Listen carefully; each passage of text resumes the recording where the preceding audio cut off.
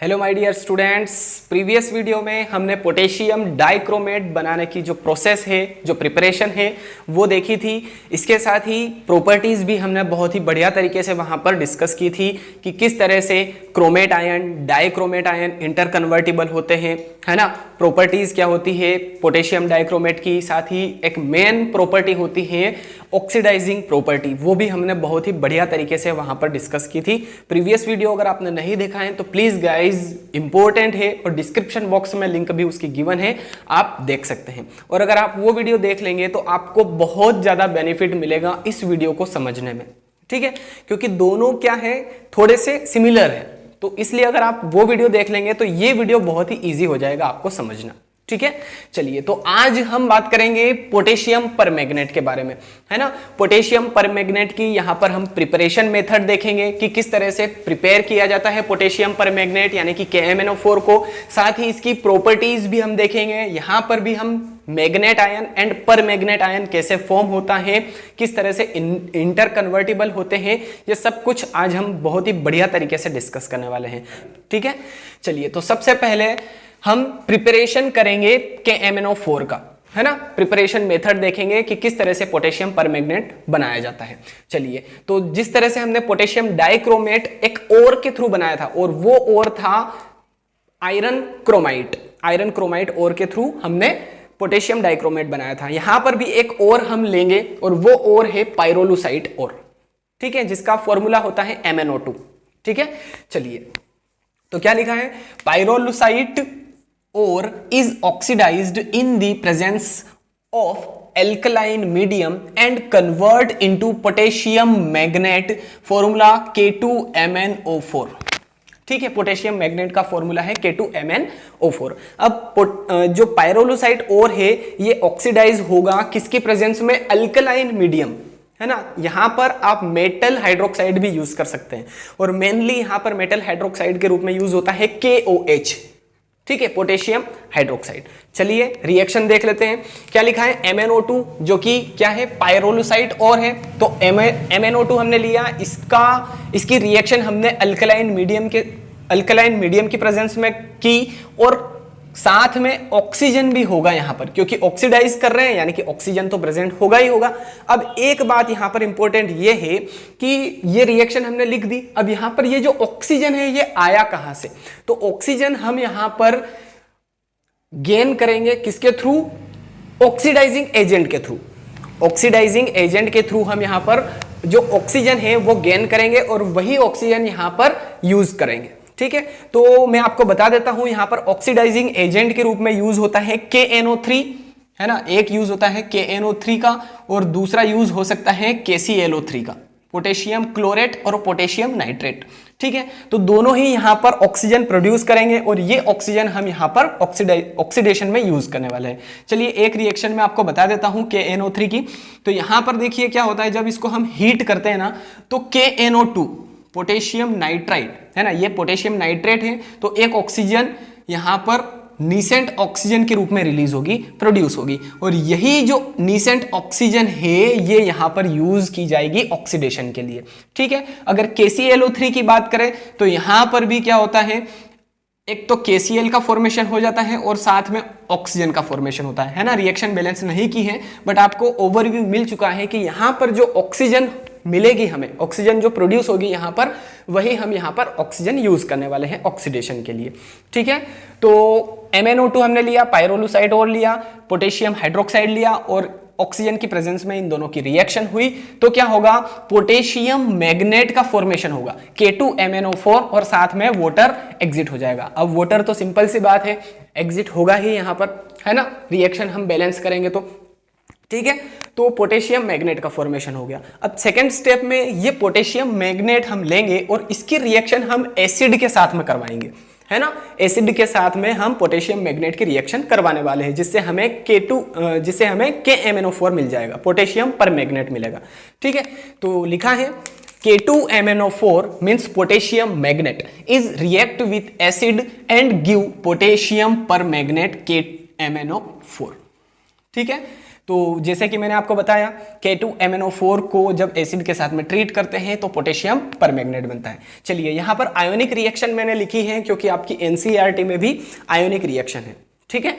तो चलिए MnO4 डाइनेगेटिव, ये हमने लिया मैग्नेट आयन, ठीक है। इसकी रिएक्शन हमने एसिड यानी कि H+ के साथ में करवाई, तो यहां पर MnO4 नेगेटिव का फॉर्मेशन हुआ यानी कि परमैंगनेट आयन का फॉर्मेशन हुआ, और साथ में MnO2 और वाटर एग्जिट हो गया। अब यहां पर भी वाटर एग्जिट होगा, क्यों होगा? क्योंकि हमने एसिड लिया है, और एसिड क्या होता है? एक अच्छा डिहाइड्रेटिंग एजेंट होता है ना, डिहाइड्रेट कर देता है ये। तो इसीलिए मतलब डिहाइड्रेट का मतलब क्या होता है? H2O रिमूव कर देना, वाटर मॉलिक्यूल रिमूव कर देना। तो सिंपल सी बात है, एसिड लिया है तो वाटर मॉलिक्यूल एग्जिट होगा ही होगा। चलिए अब इस रिएक्शन की एक खास बात मैं आपको बताऊं, स्पेशल बात यहां पर यह है इस रिएक्शन की कि इस रिएक्शन को हम कहते हैं डिसप्रपोर्शनेशन रिएक्शन। मैं यहां पर लिख देता हूं डिसप्रपोर्शनेशन रिएक्शन, ठीक है। अब डिसप्रपोर्शनेशन रिएक्शन इसको क्यों कहते हैं? देखिए अब यहां पर फोकस कीजिए मैग्नीज पर, रिएक्टेंट में जो मैग्नीज है उस पर फोकस कीजिए, प्रोडक्ट में जो मैग्नीज है यहां पर और यहां पर, है ना। प्रोडक्ट में 2 मैग्नीज है, रिएक्टेंट में 1 मैग्नीज है। अब इस मैग्नीज की अगर बात करें यहां पर, तो ये कौन से ऑक्सीडेशन स्टेट में है? जरा फोकस कीजिए, ध्यान दीजिए। 1 ऑक्सीजन पे -2, 4 ऑक्सीजन है -8, इक्वल टू के उधर -2, ये उधर जाएगा +8, यानी कि इसका ऑक्सीडेशन, मैग्नीज का ऑक्सीडेशन स्टेट यहां पर +6 है, ठीक है। अब इस मैग्नीज की बात करें तो यहां पर -1 है, मतलब कि इसका ऑक्सीडेशन स्टेट है -7, है ना। ये +6 है, ये +7 है, +7 है ना। देखिए 4 ऑक्सीजन है तो 4 2 = 8, -1 है तो -1 + 8 तो +7 हो जाएगा। अब इस मैग्नीज की बात करें तो यहां पर 2 2 = 4, तो यहां पर ऑक्सीडेशन स्टेट है इसका +4, है ना। तो अब डिसप्रपोर्शनेशन रिएक्शन कहते किसे हैं, मैं आपको बताता हूं कि यहां पर एक एलिमेंट देखिए, एक एलिमेंट या कोई एक मेटल एक ही रिएक्शन के अंदर एक बार रिड्यूस होता है और एक बार ऑक्सीडाइज होता है, तो उस रिएक्शन को हम कहते हैं डिसप्रपोर्शनेशन रिएक्शन, ठीक है। देखिए अब यहां पर जो मैग्नीज है वो +6 ऑक्सीडेशन स्टेट में है, और यहां का जो मैग्नीज है वो +4 ऑक्सीडेशन स्टेट में है, यानी कि इस मैग्नीज का यहां पर क्या हुआ? रिडक्शन हुआ। रिडक्शन कैसे हुआ, कैसे पता चला हमें? देखिए +6 ऑक्सीडेशन स्टेट से +4 में ऑक्सीडेशन स्टेट में आ गया है मैग्नीज, तो ऑक्सीडेशन स्टेट रिड्यूस हुई है, सो रिडक्शन। यहां पर +6 से +7 में गया है, यानी कि क्या हुआ है? ऑक्सीडेशन हुआ है। क्यों? क्योंकि +6 से +7 में गया है, ऑक्सीडेशन स्टेट इंक्रीज हुई है, सो ऑक्सीडेशन, ठीक है। तो एक ही एलिमेंट, किसी एक रिएक्शन में एक ही एलिमेंट अगर रिड्यूस भी हो और ऑक्सीडाइज भी हो तो उस रिएक्शन को हम कहेंगे डिसप्रपोर्शनेशन रिएक्शन। आई होप आप अच्छे से क्लियर कर पाए होंगे डिसप्रपोर्शनेशन रिएक्शन किसे कहते हैं। अब यहां पर एक चीज आप ध्यान दीजिएगा कि ये जो मैग्नेट आयन है ये पर मैग्नेट आयन में कन्वर्ट हो रहा है, तो क्या यहां पर ऐसी पॉसिबिलिटीज होगी कि मैग्नेट पर मैग्नेट में और पर मैग्नेट मैग्नेट में इंटर कन्वर्टिबल हो जाए? जिस तरह से हमने क्रोमेट को डाइक्रोमेट में कन्वर्ट किया था और डाइक्रोमेट को क्रोमेट में कन्वर्ट किया था, है ना, एसिड और बेस के साथ में रिएक्शन करने पर, है ना। क्रोमेट डाइक्रोमेट में कन्वर्ट हो रहा था और डाइक्रोमेट क्रोमेट में कन्वर्ट हो रहा था, इंटर कन्वर्टिबल थे वो दोनों। अब यहां पर भी ऐसी पॉसिबिलिटीज है क्या? तो बिल्कुल है ना। मैं आपको बताऊंगा प्रॉपर्टीज में हम इस चीज को देखेंगे कि ये किस तरह से इंटर कन्वर्टिबल होते हैं, मैग्नेट पर मैग्नेट में, पर मैग्नेट मैग्नेट में, ठीक है। चलिए तो यहां तक आपको अच्छे से क्लियर हो चुका है ना। अब हम बात करते हैं प्रॉपर्टीज की। चलिए अब प्रॉपर्टीज में फर्स्ट पॉइंट क्या लिखा है? It is a dark purple colour almost black crystalline solid, है ना। एक क्रिस्टलाइन सॉलिड होता है डार्क पर्पल कलर का, या ऑलमोस्ट ब्लैक ही कह सकते हैं हम इसको, है ना। तो डार्क पर्पल या ऑलमोस्ट ब्लैक कलर का क्रिस्टलाइन सॉलिड होता है KMnO4। सेकेंड पॉइंट है not very soluble in water at 293 kelvin, है ना। रूम टेम्परेचर के ऊपर अच्छी तरह से सोल्यूबल नहीं होता है वाटर में, है ना। कितना सोल्यूबल होता है? अगर आपने 100 ग्राम वाटर लिया है तो उसमें सिर्फ 6.4 ग्राम जो KMnO4 है वही डिसॉल्व होगा, है ना। 100 ग्राम के अंदर सिर्फ 6.4 ग्राम KMnO4 डिसॉल्व होगा। But when heated it decomposes at 513 kelvin, 513 kelvin पर ये डिकम्पोज हो जाता है। जब इसको ज्यादा हीट करते हैं, है ना, हीट करते हैं तो ये डिकम्पोज हो जाता है 513 केल्विन पर। अब यहां पर जो डिकम्पोज होने वाली जो रिएक्शन है वो यहां पर लिखिए। देखिए KMnO4 को जब हीट करते हैं हम तो K2MnO4 और साथ में MnO2 और साथ में ऑक्सीजन हमें मिलता है ना। अगर रिएक्शन को बैलेंस करना चाहें हम तो यहां पर क्या लगा देंगे 2, तो 2K, ठीक है, मैग्नीज 1 और 1 2, ठीक है।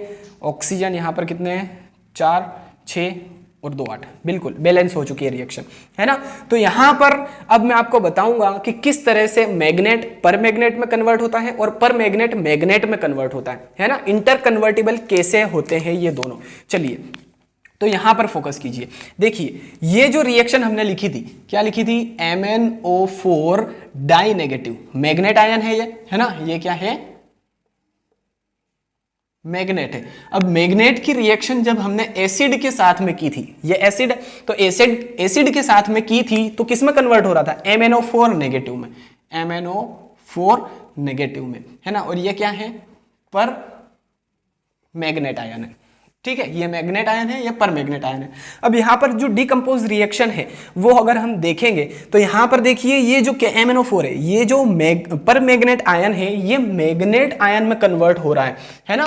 तो यहां पर जब हम इस पर मैग्नेट को हीट करेंगे, है ना, हीट करेंगे या टेम्परेचर इंक्रीज कर देंगे इसका, तो क्या होगा, मैग्नेट आयन हमें मिल जाएगा। तो इस तरह से मैग्नेट पर मैग्नेट में कन्वर्ट हो जाता है और पर मैग्नेट मैग्नेट में कन्वर्ट हो जाता है, ठीक है। देखिए पर मैग्नेट आयन हमने लिया, इसकी रिएक्शन एसिड के साथ में हुई, पर मैग्नेट हमें मिला, है ना, ये वाली रिएक्शन, डिस्प्रपोर्शनेशन रिएक्शन।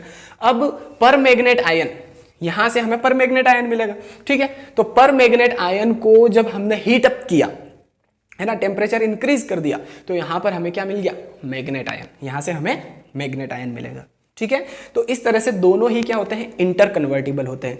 अब स्ट्रक्चर भी हम देख लेते हैं। यहां पर मैं आपको बता दूं कि जो मैग्नेट एंड पर मैग्नेट आयन होते हैं वो sp3 हाइब्रिडाइज्ड होते हैं, है ना। तो यहां पर स्ट्रक्चर कैसी बनेगी इसकी, सबसे पहले हम मैग्नेट आयन की बात करते हैं, है ना। तो ये मैग्नीज, यहां पर ऑक्सीजन, यहां पर भी ऑक्सीजन, यहाँ भी ऑक्सीजन और यहाँ ऑक्सीजन, है ना। यहाँ पर नेगेटिव चार्ज होगा, यहाँ पर भी नेगेटिव चार्ज होगा। तो ये क्या है, MnO4 डाई नेगेटिव, यानी कि मैग्नेट आयन है। और मैग्नेट आयन कौन से कलर का होता है, ग्रीन कलर का होता है, ये बात आप ध्यान रखिएगा, ठीक है। मैग्नेट आयन ग्रीन कलर का होता है और टेट्राहेड्रल स्ट्रक्चर होती है इसकी, ठीक है। टेट्राहेड्रल स्ट्रक्चर क्यों, क्योंकि sp3 हाइब्रिडाइजेशन होता है यहां पर, सो इसीलिए टेट्राहेड्रल स्ट्रक्चर है मैग्नेट आयन की, और ग्रीन कलर का होता है। अब पर मैग्नेट आयन की बात करें तो यहां पर देखिए फिर से मैग्नीज है, यहां पर ऑक्सीजन है, यहां पर डबल बॉन्ड से ऑक्सीजन कनेक्ट है, यहां पर भी डबल बॉन्ड से ऑक्सीजन, यहां पर सिंगल बॉन्ड से ऑक्सीजन कनेक्ट रहेगा, यहां पर डबल बॉन्ड आएगा, ठीक है। तो ये है MnO4 नेगेटिव, यानी कि पर मैग्नेट आयन है। और पर मैग्नेट आयन भी टेट्राहेड्रल होता है, क्यों, क्योंकि sp3 हाइब्रिडाइजेशन होता है यहां पर। और पर मैग्नेट आयन कौन से कलर का होता है, पर्पल, ठीक है। इंपॉर्टेंट बातें हैं, है ना। स्ट्रक्चर भी मैंने आपके लिए बना दी है। मैग्नेट आयन जो होता है वो ग्रीन कलर का होता है, sp3 हाइब्रिडाइजेशन के थ्रू टेट्राहेड्रल स्ट्रक्चर बनाता है। और पर मैग्नेट आयन पर्पल कलर का होता है और टेट्राहेड्रल स्ट्रक्चर होती है क्योंकि sp3 हाइब्रिडाइजेशन यहां पर होता है, ठीक है। स्ट्रक्चर क्लियर है ना। और किस तरह से इंटर कन्वर्टिबल होते हैं मैग्नेट पर मैग्नेट में, पर मैग्नेट मैग्नेट में, ये भी आपको अच्छे से क्लियर हो चुका है। चलिए अब नेक्स्ट प्रॉपर्टी हम देखते हैं, बहुत ज्यादा इंपॉर्टेंट है, ऑक्सीडेशन नेचर, ठीक है।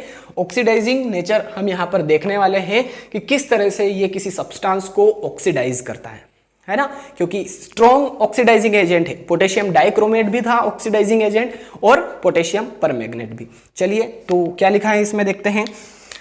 KMnO4 means potassium permanganate acts as powerful oxidizing agent in neutral, alkaline and acidic medium, है ना। तीनों ही मीडियम में, न्यूट्रल में, अल्कलाइन में और एसिडिक, तीनों ही मीडियम में पोटेशियम परमैग्नेट एक पावरफुल ऑक्सीडाइजिंग एजेंट होता है, ठीक है।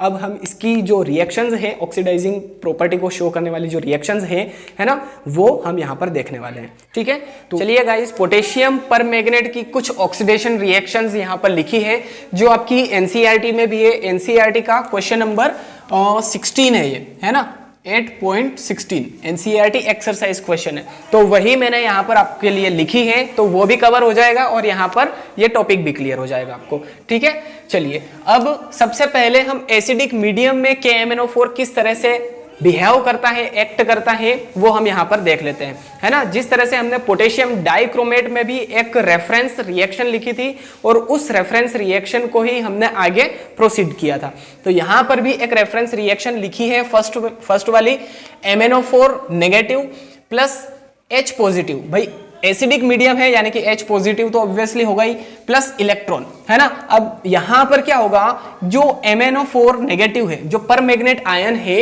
ये खुद क्या होगा, रिड्यूस होगा, तभी तो सामने वाली स्पीशीज को ऑक्सीडाइज करेगा, क्योंकि ये एक स्ट्रॉन्ग ऑक्सीडाइजिंग एजेंट है ना। तो रिड्यूस होगा यानी कि क्या करेगा, इलेक्ट्रॉन को गेन करेगा, है ना। तो MnO4 नेगेटिव इलेक्ट्रॉन को गेन करके किस में कन्वर्ट होगा, Mn डाइपॉजिटिव में, और साथ में H2O भी मिलेगा हमें। अब यहां पर ये रिएक्शन हमें बैलेंस करना है ना। अभी मैंने बैलेंस नहीं की है आपके लिए। चलिए अब यहां पर देखिए MnO4 नेगेटिव ये +7 ऑक्सीडेशन स्टेट में है। MnO4 नेगेटिव को अगर आप देखेंगे तो +7 ऑक्सीडेशन स्टेट में है ना। 4 2 8 -1 +8, तो ये हो जाएगा +7। ठीक है, तो +7 ऑक्सीडेशन स्टेट में है मैग्नीज यहां पर। अब यहां +7 ऑक्सीडेशन स्टेट में है और यहां पर +2 ऑक्सीडेशन स्टेट में है ना। तो देखिए +7 से +2 में जा रहा है, यानी कि क्या हो रहा है, रिड्यूस हो रहा है, ऑक्सीडेशन स्टेट रिड्यूस हो रही है, यानी कि रिडक्शन हो रहा है। अब कितने इलेक्ट्रॉन गेन करेगा ये, तो सिंपल सी बात है, 7 - 2 तो 5 इलेक्ट्रॉन्स को गेन करेगा। ठीक है, तो 5 इलेक्ट्रॉन्स को गेन करके रिड्यूस हो गया Mn डाइपॉजिटिव में। अब H2O कैसे बनेगा, देखिए यहां पर ऑक्सीजन कितने हैं, 4 ऑक्सीजन है, तो मैं यहां पर 4 लगा दूं तो हाइड्रोजन कितने हो गए, 8 हो गए। तो मैं यहां पर अगर 8 लगा देता हूं तो ये रिएक्शन बैलेंस हो जाती है। देखिए 8 हाइड्रोजन और 4 ऑक्सीजन है तो 4 ऑक्सीजन। ठीक है, तो इस रिएक्शन को, फर्स्ट वाली रिएक्शन को हमें रेफरेंस के तौर पर देखना है आगे। ठीक है, चलिए अब फर्स्ट है iron second ion. Iron second ion यानी कि फेरस आयन को ये कन्वर्ट कर देगा, ऑक्सीडाइज कर देगा फेरिक आयन में। यही लिखा है, acidified KMnO4 solution oxidizes Fe second ions to Fe third ions, means ferrous ion को किस में कन्वर्ट कर देगा, फेरिक आयन में, है ना। Fe डाई पॉजिटिव को किस में कन्वर्ट करने वाला है, ये Fe3 पॉजिटिव में। ठीक है, चलिए तो रिएक्शन, ये जो रेफरेंस रिएक्शन है यही लिखी है हमने, यहाँ पर कुछ नहीं करा है। अब देखिए Fe डाई पॉजिटिव को किस में कन्वर्ट कर दिया इसने, Fe3 पॉजिटिव में, है ना। अब कैसे होगा, एक इलेक्ट्रॉन को रिलीज करके, तो Fe di positive Fe3 positive में कन्वर्ट हो गया। अब यहां पर देखिए ऑक्सीडेशन स्टेट इंक्रीज हुई है, यानी कि इसका ऑक्सीडेशन हो गया और Mn का क्या हो जाएगा, रिडक्शन। चलिए अब इक्वेशन को बैलेंस करने के लिए, इलेक्ट्रॉन्स को बैलेंस करने के लिए हमने 5 से मल्टीप्लाई कर दिया, क्योंकि यहां पर 5 इलेक्ट्रॉन्स थे। ठीक है, तो यहां पर जो नेट रिएक्शन है, ओवरऑल रिएक्शन, आयोनिक रिएक्शन, वो यहां पर लिखी है, कुछ नहीं करा है हमने। ठीक है, अब सेकेंड है SO2 सल्फर डाइऑक्साइड। अब यहां क्या करता है, देखिए acidified KMnO4 solution oxidizes SO2 sulphur dioxide to H2SO4, H2SO4 में ऑक्सीडाइज कर देता है। चलिए रिएक्शन यहां पर आपके सामने है, MnO4 negative plus 6H positive. थोड़ी सी ये चेंज होगी यहां पर रिएक्शन, क्यों होगी मैं अभी बताऊंगा आपको। ठीक है, 8H पॉजिटिव की जगह 6H positive plus 5 electron, arrow के बाद में Mn die positive plus 3H2 है, इंटू 2 लिखा है हमने, है ना, क्योंकि जो इलेक्ट्रॉन्स हैं उनको हमें बैलेंस करना है। अब यहां पर अगर आप देखेंगे तो 2H2O प्लस 2SO2, है ना, SO2 को हमें ऑक्सीडाइज करना है, तो 2H2O plus 2SO2 plus oxygen, तो ये क्या करेगा, 4H पॉजिटिव में कन्वर्ट हो जाएगा, साथ ही 2SO4 डाई नेगेटिव और 2 इलेक्ट्रॉन को रिलीज करने के बाद में 4H पॉजिटिव में कन्वर्ट होगा ये, है ना। अब यहां पर देखिए 2 इलेक्ट्रॉन्स हैं, यहां पर 5 इलेक्ट्रॉन्स हैं, तो यहां पर इंटू 5 कर दिया और ऊपर हमने इंटू 2 कर दिया, है ना, क्रॉस मल्टीप्लाई करते हैं ठीक उसी तरह से। अब यहां पर जो नेट या ओवरऑल रिएक्शन हम लिखेंगे बहुत ज्यादा इंपॉर्टेंट है, थोड़ा सा ध्यान दीजिएगा। देखिए MnO4 नेगेटिव को 2 से मल्टीप्लाई किया तो 2 MnO4 नेगेटिव प्लस 2SO2 को हमने 5 से मल्टीप्लाई किया तो 5SO2। अब O2 को हम 5 से मल्टीप्लाई करेंगे तो 5O2 हो जाएगा।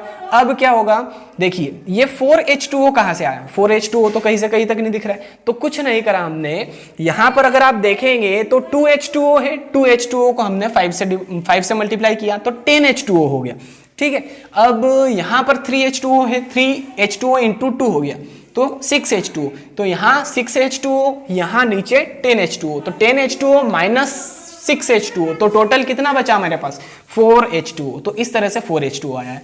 अब एरो के बाद में क्या है 2Mn die positive plus 2 into 5 तो 10SO4 die negative plus 4H positive और यहां पर कितने हैं 6H पॉजिटिव, तो 6 2 जा 12H पॉजिटिव और 4 5 जा 20H पॉजिटिव, तो 20 माइनस 12 कितने बचे 8H पॉजिटिव। तो कुछ इस तरह से यहां पर ओवरऑल आयनिक रिएक्शन हम लिखने वाले हैं।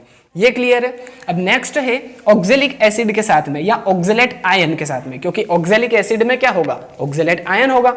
चलिए, तो यहां पर क्या होता है acidified KMnO4 oxidises oxalic acid 2CO2 carbon dioxide में ऑक्सीडाइज कर देता है ऑक्जेलिक एसिड को। चलिए, तो ओवरऑल रिएक्शन तो हमने सेम ओवरऑल नहीं, जो एसिडिक रिएक्शन है ना एसिडिक मीडियम वाली, वो तो हमने सेम लिखी है, कुछ नहीं करा है। अब यहां पर देखिए ये ऑक्जेलेट आयन है C2O4 डाई नेगेटिव, इसको आपकी NCERT में इस तरह से भी लिखा हुआ है, कोई टेंशन नहीं है, COO नेगेटिव कुछ इस तरह से और कर दूं मैं यहाँ पे तो आप समझ जाएंगे, ठीक है। तो यहां पर कुछ नहीं करना है, देखिए C2O4 डाई नेगेटिव है ना, तो ये क्या करेगा 2CO2 में कन्वर्ट हो जाएगा। देखिए कुछ नहीं करना है हमें, ये जो बॉन्ड है COO नेगेटिव और COO नेगेटिव के बीच में, इसको हमें क्लीव कर देना है बीच में से, ठीक है। तो देखिए ये CO2 बन गया, ये CO2 बन गया, तो 2CO2 बन गया प्लस 2 इलेक्ट्रॉन्स को रिलीज कर दिया इसने। तो यहां पर इलेक्ट्रॉन्स को बैलेंस करने के लिए ऊपर 2 से मल्टीप्लाई कर दिया है और नीचे 5 से मल्टीप्लाई कर दिया है, क्रॉस मल्टीप्लाई, ठीक है। तो ओवरऑल रिएक्शन बिल्कुल इजी है, कुछ नहीं करा। MnO4 तो 2MnO4 नेगेटिव हो गया प्लस यहां पर 5 से मल्टीप्लाई किया तो 5C2O4 नेगेटिव हो गया प्लस 8 2 जा 16H पॉजिटिव हो गया। एरो के बाद में 2Mn डाई पॉजिटिव हो गया प्लस 5 2 जा 10CO2 हो गया और 4 2 जा 8H2O हो गया। तो ये ओवरऑल रिएक्शन, ओवरऑल या नेट आयोनिक रिएक्शन भी आपके सामने लिखी हुई है, ठीक है। तो आई होप आप बहुत ही बढ़िया तरीके से ऑक्सीडाइजिंग प्रॉपर्टी की जो रिएक्शंस है, ऑक्सीडेशन रिएक्शन, ये आप अच्छे से क्लियर कर पाए होंगे, ऐसी मेरी उम्मीद है।